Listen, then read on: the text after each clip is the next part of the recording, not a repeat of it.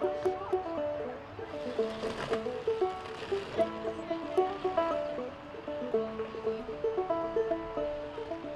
name is Eli Turner. I'm a first year here at UCSD.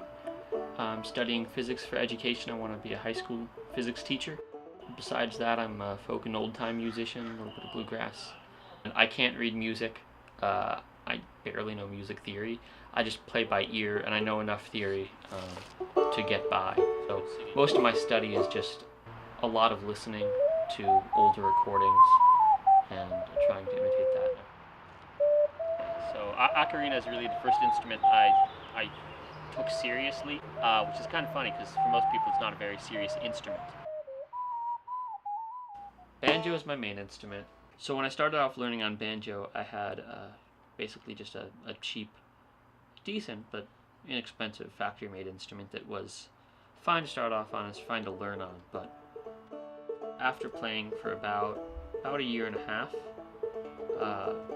I wanted a better banjo.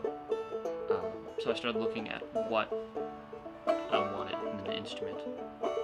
And I build and repair and design instruments as a hobby and do other woodworking projects like that. I know how to use a 3D solid modeling software.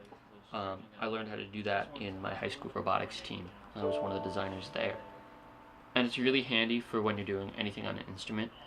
I will make a full 3D model of pretty much any instrument I'm planning on making or I'm working on, regardless of whether I'm going to use a 3D model.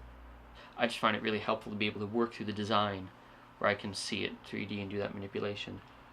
The banjo's with me pretty much at all times. I also have guitar, fiddle, mandolin, ocarina, tenor banjo. I play a lot of instruments. I don't try to keep track. I just try to learn them. I've got more than I know how to play, I'll tell you that. I've got a broken accordion down there that... I tried. It's beyond me.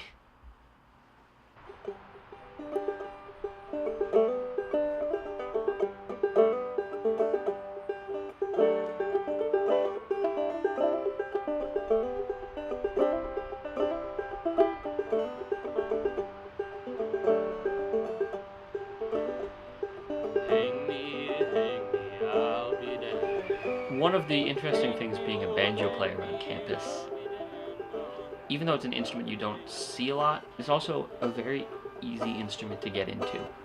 Most instruments are designed to be the most efficient machine for the way you're playing them.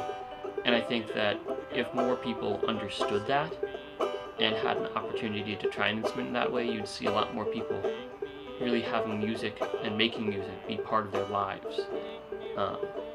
It's something that you can take with you wherever you go.